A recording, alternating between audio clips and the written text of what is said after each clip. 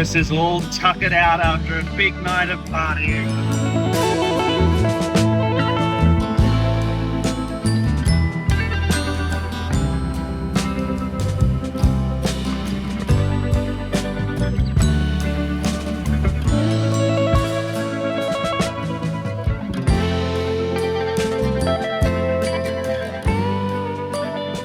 What are you doing? Trying to find any bolts on this vehicle that will replace our gearbox oil level plug. Oh, is that important? Well, it hasn't stopped us so far, but it might. Where's Chris? Chris is sleeping with a hangover in the back of the truck. Hello. Hello.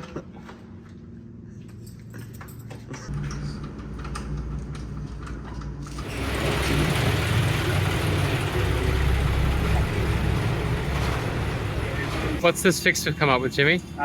So we've worked out that we can find a bolt that fits, but it's too long. So we added 2 nuts and 2 washers, and it should get us further than we are. I don't know if it will last the whole way to Gangtok, but we'll see. How are you feeling now, Chris? I feel fantastic. Yeah? Yeah, it just booted my guts up. And now I feel great. Well, glad you're feeling better.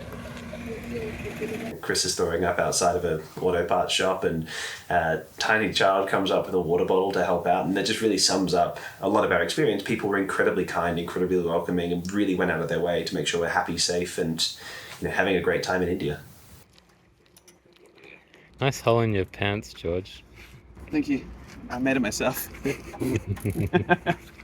This is where you're doing the oil change? Yeah. You're kidding. This got to be a better place. Alright, Chris is fine. We're in the middle of India and it's 40 plus degrees, and right now feels like 48. And so we want to get to the mountains as quickly as possible. So we're going to drive that way on the fastest roads as fast as we can to try to spend 4 days in the Himalayas where it's cold. We are all sweaty messes, right, Beth?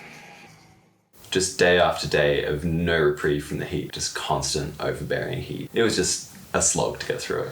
I've heard that India's hot, but 48 degrees is not a hot that I'm used to. And it was hard just to stay hydrated throughout the trip. We had 6 or 7 litres of water each in a day, and drinking hot water is not refreshing. Even stuff out of the fridge was probably like mid-20s, and that was kind of nice. Okay, what are we winning?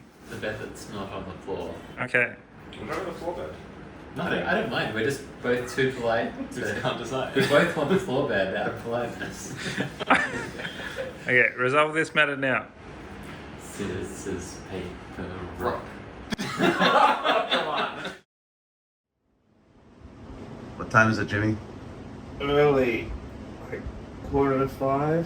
Why are we up so early? It's really hot through the day. The more we can do before it gets that hot, the better. The beds are really hard, and I feel like I slept on a rock. Can you demonstrate the bed situation?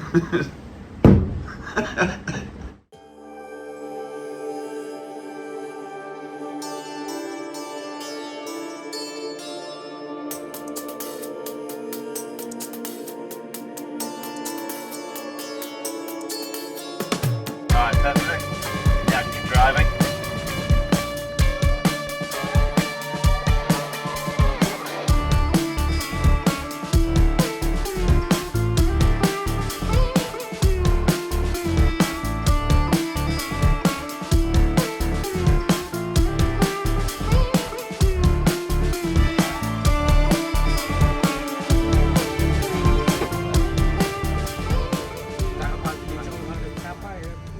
Something I'd sort of expected maybe coming here was that people, particularly in the more rural, poor areas of India, could be a bit resentful of people like us coming through, and there was not a trace of that. Everyone was just like delighted to see us and smiling and friendly. There was a restaurant we went to, just a random little roadside restaurant for lunch one day, and had a great lunch, and the owner of the restaurant had been trying to get his son to be our waiter, and so he was like trying to talk to us in English. At the end of the meal, I went to give the dad a tip, and he kind of gestured, "No, give it to my son." So I gave it to his son, and then he high-fived his son. I was like, "Yeah, good job, you did great." And then his son ran across the road and bought us sweets as a gift. It was just very wholesome. It was really nice.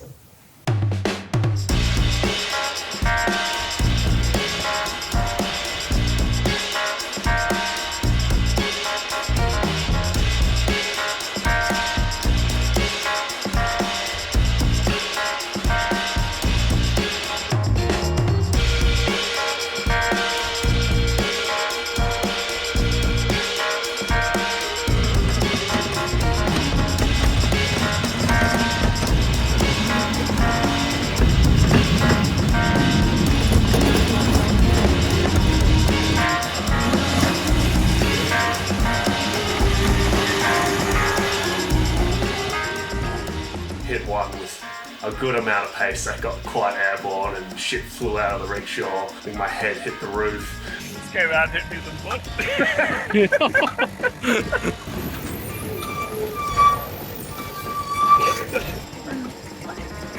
I know it's one of the twos. Oh, it's so funny. I laughed till I cried twice on this trip. One I'm not going to talk about because it's incriminating. And the second one was at this tiny roadside restaurant which had air conditioning on a 40-degree day. Absolutely amazing. Jimmy ordered, as usual, too many naan breads. And the guy comes out with these 2 plates just piled high with naan breads. And after a couple of minutes of eating, the waiter comes back in and just goes, "More naan?" And I completely lost my shit. I was delirious from the heat, and it was the funniest thing ever just to see Jimmy get rinsed by someone who spoke about 6 words of English. You can always order more. You don't need to order 100 breads at the start of the meal. Come on.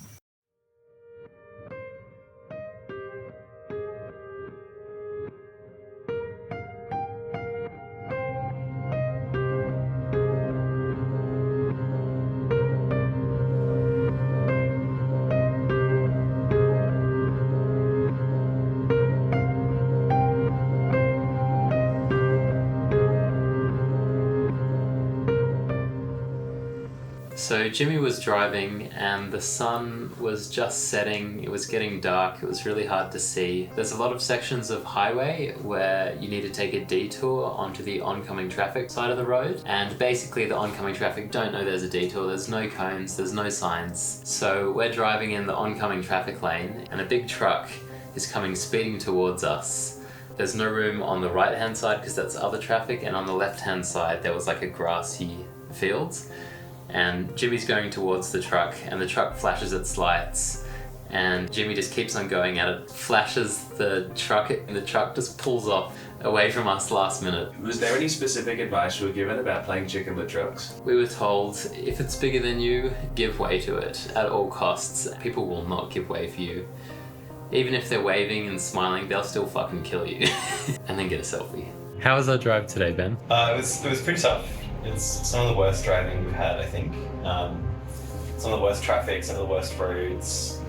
And we've been planning to do a lot of distance today, 360 kilometers I think. And if it had all been freeway, we could have done it. But we just got stuck for hours in traffic and terrible roads, and it was just a bit of a grind. How was our first experience night driving? Bloody terrifying.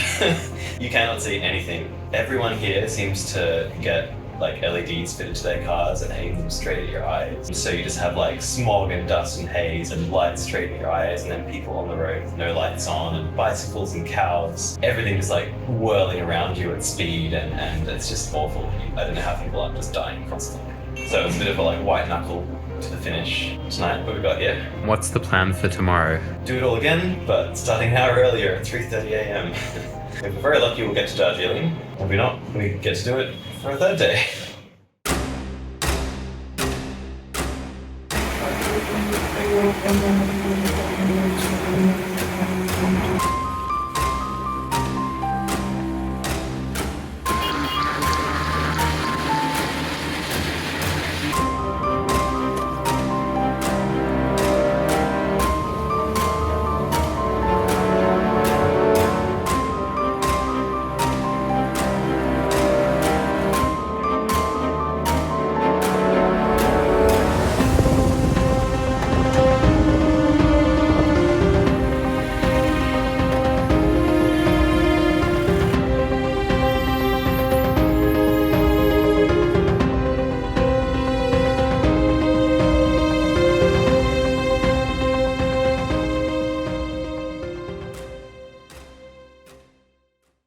So we're just starting the climb of the Himalayas. It's got to the base of it. We're going up there. It's these things are not so good at the going up. So all the corners, which there's all of them. So it's going to be fun. Plus there's that. That'll be fun. Watch the hole, George. She's dying. I need a push. We're dead. The car just suddenly stalls. Jimmy comes running over. "Oh, you're leaking oil." Jump out the back, start pushing it. Oh shit! While we're pushing, I open the door to see what's going on there. The fuel line has come off and it's just pissing fuel out. I reach in there and grab and kick the hose, but didn't quite get it because I was running at the same time, and the fuel started running down my hand and just hitting the exhaust and going tss, tss, and these big puffs of smoke. I'm just trying not to get it on the exhaust, which I'm not succeeding at. Just kick the hose! I'm trying to, but it's dripping on the exhaust as well. There's nothing I could do to stop it, and I was running through every scenario in my head. What do I do if this catches fire? Do I try and put it out? Do I get myself out of the fire? Because if I do that, I have to let go of the hose, and that's just going to piss a whole bunch more fuel there. Do I take my shirt off and put it over the exhaust? There was nothing I could do to stop it. Fortunately, it didn't catch fire, and all was good, but it was quite stressful. And that's the big puff of smoke at the camping. So good start to the lower Himalayas. What could possibly go wrong next?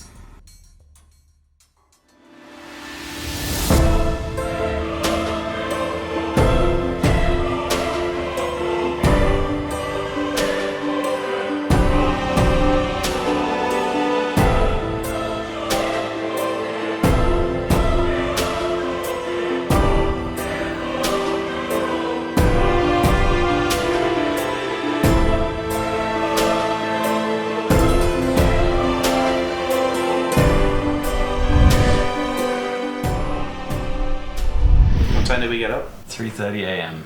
And how many Ks did we want to rickshaw? Just under 400. That would be our biggest day, right? Oh yeah.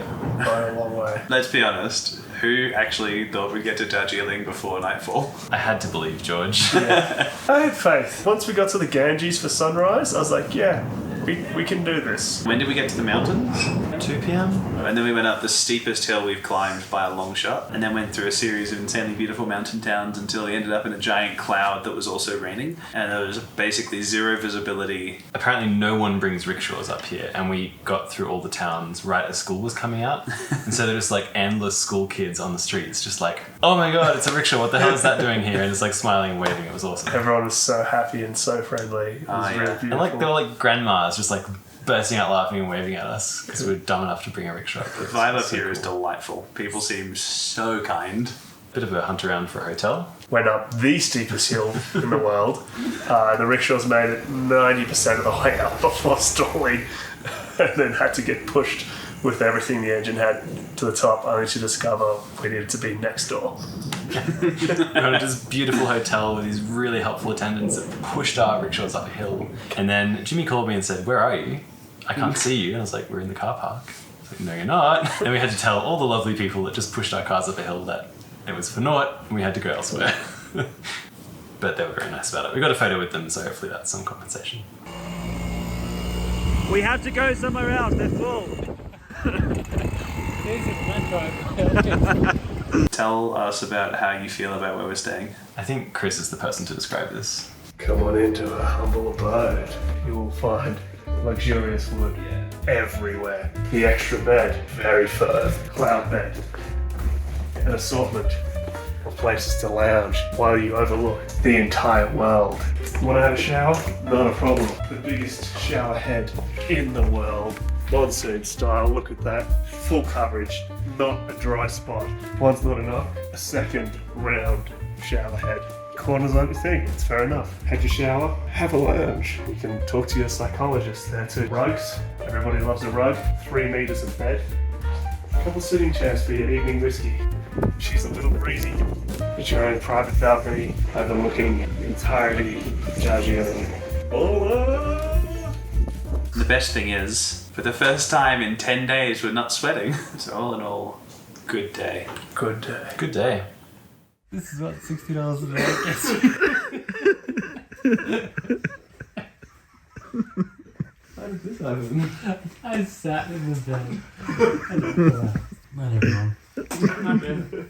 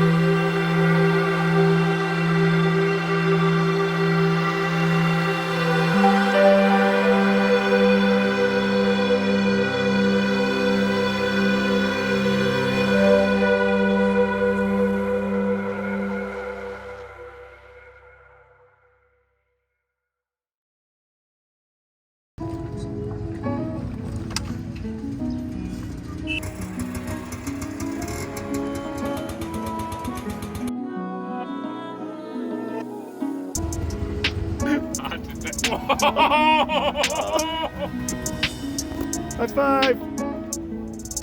Woo!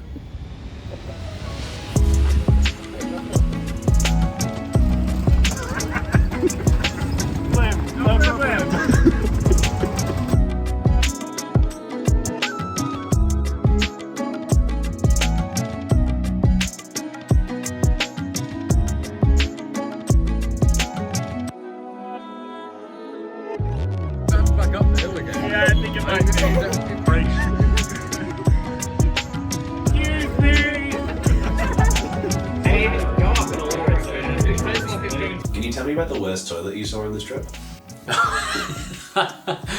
The worst toilet was in Darjeeling. I really needed to go, and it was just like a little public toilet on the side of the roads. There was no lighting, it was a dark cave inside. There was shit all over the floor, there was shit all over the walls. It looked like a crime scene. I've been to a lot of bad toilets, but that takes the cake. That was horrendous.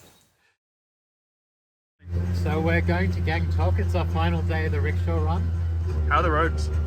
Well, there's 3 different ways to get to Gangtok from Darjeeling. There's the most direct way, which is apparently fairly well graded. And then there's this way, which sort of splits off into 2 paths. Apparently, according to the locals, we are taking the steepest way there. How are the brakes handling it? Brakes are pretty poor on the rickshaws. We're having to stop every 5-10 minutes to cool them down because we can really smell them burning up. Apparently, we're getting quite a bit of brake fade as well, so it's going to be a slow day. We've only got 100 k's to cover, but I think it's going to take most of the day.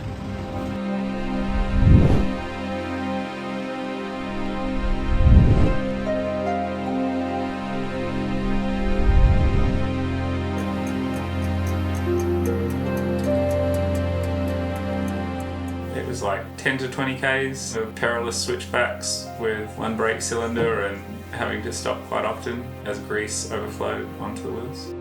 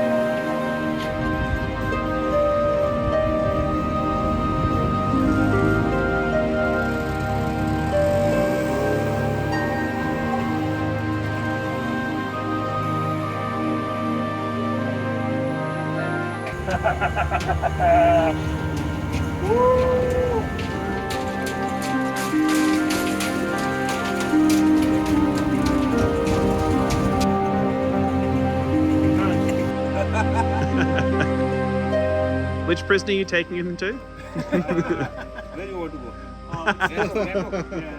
Gangtok, only 15 minutes.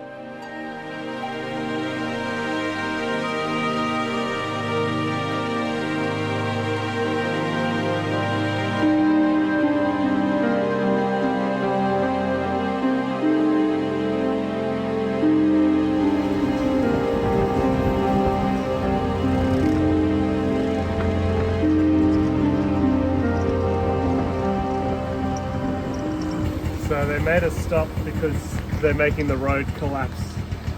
Ooh, that's a big one. Give it a kick with the thumb. No problem. Where are we? Zelda, by the looks of it. Oh yeah, we got mad scarves from the government, I think. No, You all look great. Thank you. So we're in Rangko Tourism Facilitation Centre, we think. We need permits to get into Sikkim. We've already done the paperwork, so we're not really sure what we're waiting for yet. So, those are main cheese then. Government cheese. And it's like a tomato relish.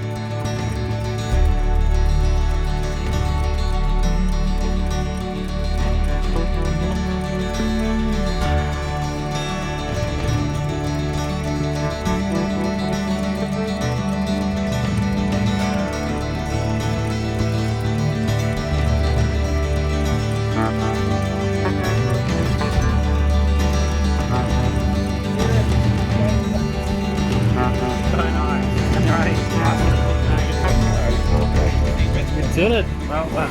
We finished. Woo!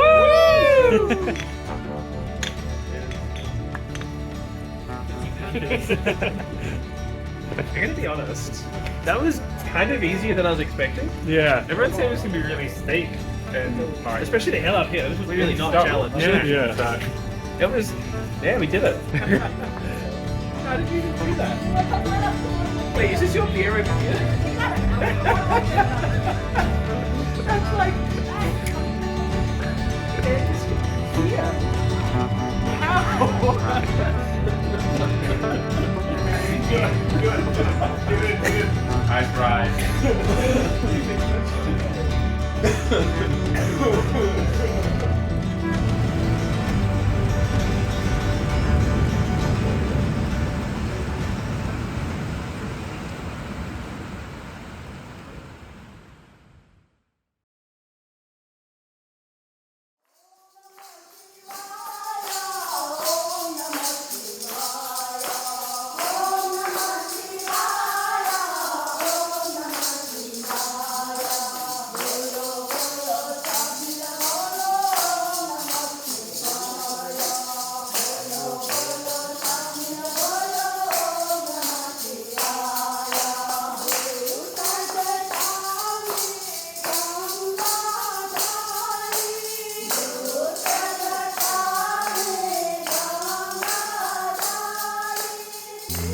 What's the plan today? We are driving as close as we can to the Chinese border until we get turned around. And then what? We try and make it back to the official finish line and then get fucked up tonight for the party.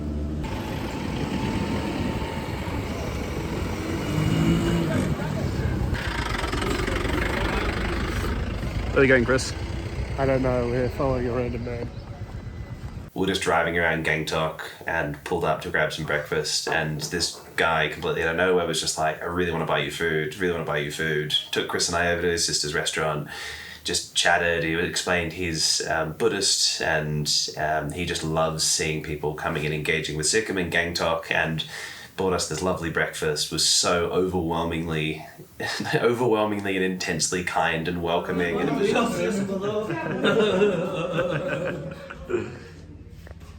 Amazing.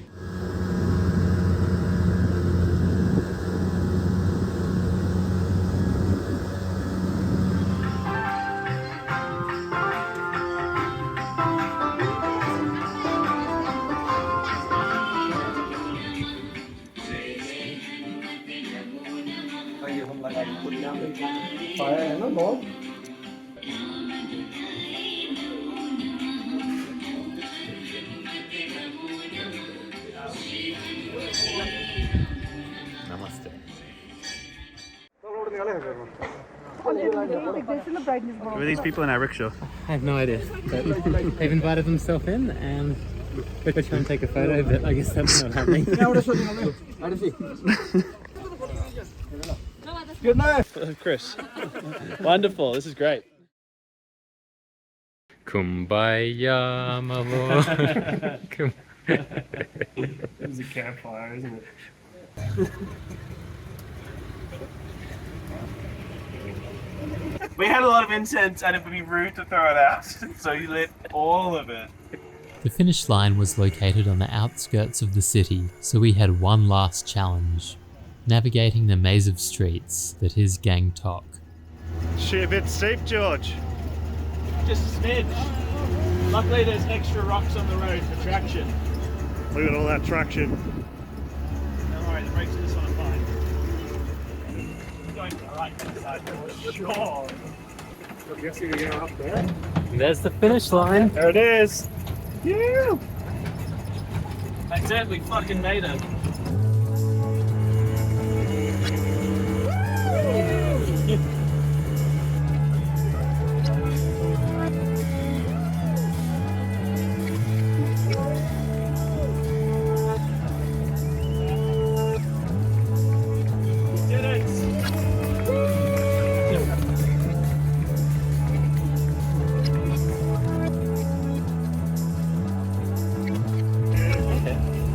Oh, Cratchon. Thank you. Good evening. Oh. Very cool. Crabtron! Hello, sir. Hello, how are you? That is some quality parking by Ben. It's maybe a smidge close.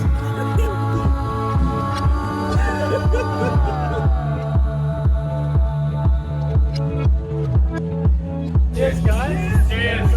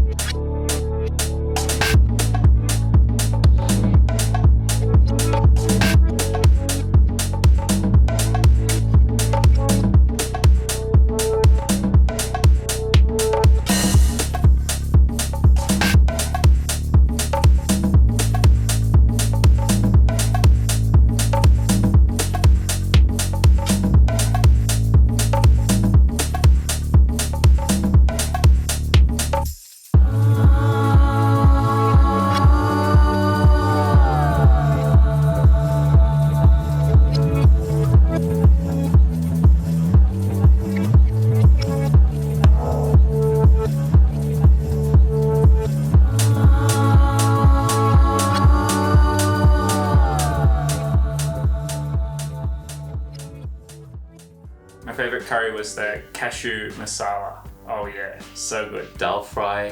Yeah, it's delicious. Would recommend.